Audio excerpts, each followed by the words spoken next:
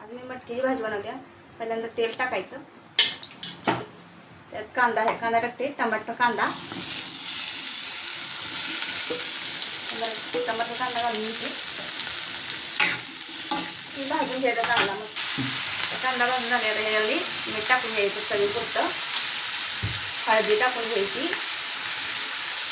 अजून गरम हे चटणी टाकून घ्यायची. ही रात्री मी भिजू घालून करेलचं ठेवलेली मटकी हे टाकणार आहे. तुम्हाला जर कशी भिजू घालायची ही माहिती नसली तर सांगा मला त्याच्यामध्ये कमेंटमध्ये, मग मी टाकून तुम्हाला. मग घालून घ्यायचं. शिजली बघा मटकी आता मस्त भाजून घेतलेली. आता किती मस्त वास सुटलाय. ही मुलासनी खायला मस्त आता शाळेला टिफिनला हे द्यायला